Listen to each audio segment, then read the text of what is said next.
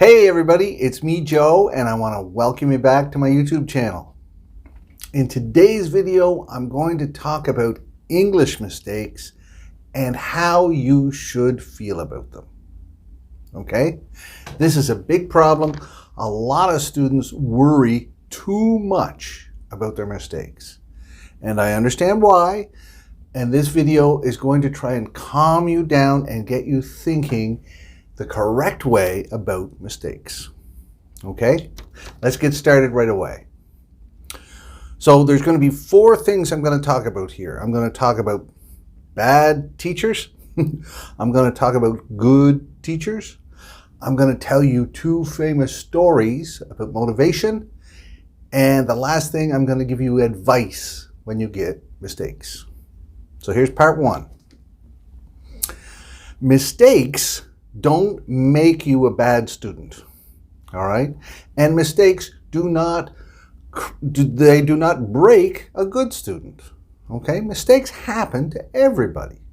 And at the end of this video, I'm going to show you some bloopers of me trying to make this video so you can see that everybody makes mistakes, even handsome Canadian teachers. Oh yeah. One of the things that bad teachers do, also bad bosses or bad parents, is they only praise great scores. So if a student or a child, they get 100% on a test and the teacher says, wow, 100%, you're great, you are so smart. That has a really bad effect. You think that's good. Hey, you're telling somebody they're smart. That's nice to do. It's not, because it has a double edge to it. Because the child or the student may think if you get 100% or close to it on a test, then you're great.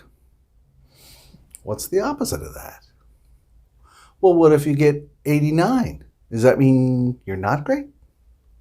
What if you get 85? Are you getting bad?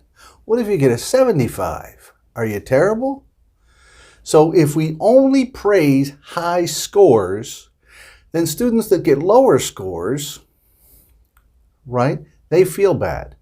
And another thing that it can create is a fear of failure.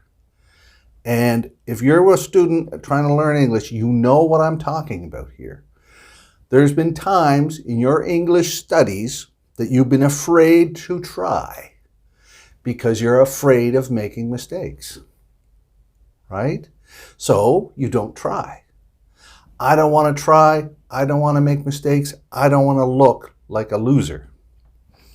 That praising only high scores creates that fear, and that fear is your enemy, okay? Okay, so that's part 1. Let's move on to part 2. What do great teachers or great parents or great bosses do? They praise hard work, specifically. Okay? So when you see a student working hard, right? Hey, I've seen you studying hard in class all week long. You open your book, you're ready to go. Fantastic. All right? How do you feel about that? Then the student looks at it and says, yes, that's true. I do come in here and I open my book. Yeah, that's all true. So they know it's not a false compliment, right? If I said, oh, you're so smart, there's no evidence of that. But if I said, hey, you came in here, you opened your book and you were ready to go and study every day, that is provable. The student knows that's the truth. And that's what you praise, okay? You praise that hard work. All right? Now this has a great effect. It has a great effect because if you tell the student what specific behavior you admire and why that's great, they can keep doing that behavior because that's a choice. Getting 100 on a test is not a choice. Sometimes it's just lucky, okay? But coming to class every day, opening your book, reading every day. Those are choices. And every student in every level can make those choices. Okay? So when I teach at my school, and my school has how many? 6 or 7 levels. All right? I can have fantastic students in every level. Their English is not the same, but I can still praise fantastic habits in level 1, level 3, level 5, level 6. Students that are going to university, right? I can praise them because I look for that hard work. And when I praise it, then it gets repeated. Okay? If you change it, if you take a look at what I'm saying here, what's the difference between, wow, you really studied hard and you got a good score on that test. How do you feel? And they might feel, I feel pretty good about myself. Yeah, that hard work really paid off. So that's one way you could say it. Another way is you say, oh, you're so smart. Everything comes easy to you. No, it doesn't. That student put 10 hours studying in this whole week to get a great score on that test. That wasn't easy. That was a choice. And the student will know it's true, and the student will see the formula of hard work pays off. It's not because you're smart, it's because you're making great decisions. You have built up great habits. Okay, so there's the difference between bad teachers and good teachers. Now, if you've made it this far, I want to give you a secret code. And the secret code, I want you to send it to me at Teacher Joe Crossman on Instagram, because I want to know that you've made it this far, because you're incredible. And the secret code is, did you try hard today? All right, let's keep going. Part 3, I'm going to tell you 2 stories. One of them is about a famous basketball player named Kobe Bryant. We lost him. He passed away in a horrific helicopter crash a while back. But when he was playing basketball, he was one of the fiercest competitors. Now, sometimes people make a mistake and they say, oh, he was just a natural. Nobody's a natural, right? Babies don't come out of their mothers and start playing basketball, right? That's not natural. You have to make decisions to become an expert at anything, and he did. And here's one story. He was at the gym at the LA Coliseum, the Staples Center, working out, and another player on another team also went to the gym to work out. Kobe Bryant had been there for an hour or two when this other player, the opposing player, showed up. Did some workouts, just kind of, hey, they knew each other, but they were on opposing teams, but they could still work out in the same gym. And he worked out for an hour, and then he went out and he did some other things for another hour with a trainer, the other player, not Kobe. And then he came back and he got kind of an ice bath, right? So you get in ice, and Kobe is still in the gym and he's still working out, So this guy, he showed up after Kobe. He worked out with Kobe. He tried other things while Kobe's still working out. He got an ice bath, got cleaned up, and left. Kobe is still in the gym. That night they played, and Kobe scored 40 points. And the player went up to him and said, hey, how could you do it? How did you score 40 points when you worked out for 6 hours yesterday or today? And Kobe looked at him and he said, I wanted you to know that no matter what you do, I'm going to work harder than you. That is a decision. That's a choice. Here's another one by Will Smith. Will Smith has this great analogy of trying hard. He said if he challenges someone to a race on treadmills, treadmill is a running machine. The other person gets on a treadmill, Will Smith gets on a treadmill, Will Smith, the famous American actor, and they start running. He said, one of 2 things is going to happen. Okay? He said either the other person is going to give up or I'm going to die. Will Smith will die. Meaning Will Smith will never give up. He will never quit.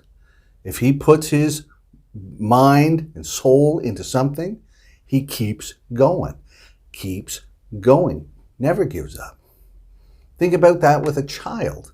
When a child is learning to walk, right? They first stand up and they're a little wobbly, and then they fall down again. Do they go, this sucks.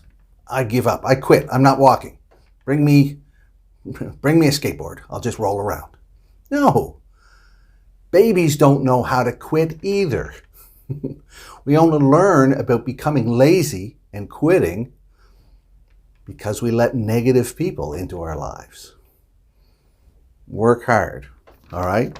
Now, here is the second secret code, and I want you to send this to me too. Are you going to try hard tomorrow? Those are two secret codes, and if you say yes to both of those, you will have a fantastically successful life. And now here's part 4 of this video. What should you do when you make a mistake? A lot of students, they feel bad. They turn on that thing and say, oh my God, I'm so stupid. How could I make that mistake? First off, stop doing that. The only people who make mistakes are the people who try. So if you're making mistakes, that means you're trying. And if you're trying, you're improving. Okay? You have friends, I know you do, that don't study English. They don't make mistakes in English either, do they? Because they never try it. They're afraid to try. They don't say anything. They wouldn't even order a cup of coffee. Okay? You're trying. You make mistakes. So first, don't feel bad. Right? Don't let that negativity in. You made a mistake. First off, try figuring it out. What was the mistake? Can you figure out what the mistake was? Can you figure out why you made it? Was it just you're not thinking? Is it a wrong idea you have in your head? Were you just going too fast? Why did you make it? Get the right one, practice it. And once you're doing that, I want you to think this. You are taking the right steps. Okay? Everybody makes mistakes. Everybody on this whole planet, and they will forever always make mistakes. Okay? No one's perfect. But if you deal with your mistakes the right way, they can help you. All right?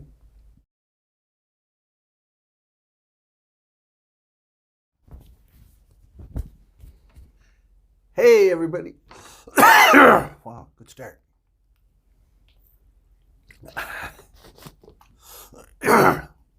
Me.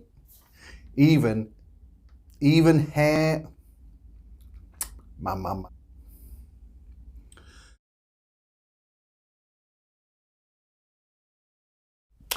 All right, so that's the end of this whole lesson, but I have another video about mistakes specifically, like this section 4, and it's entitled, Don't Be Afraid to Make Mistakes. And I'm going to put a link to that. Let's see, right somewhere here. I'm going to put a link to it. And if you want to keep watching and see what else I have to say about making mistakes, check out that video. You will learn a lot. All right? That's it for now, everybody. Until next time, see you later.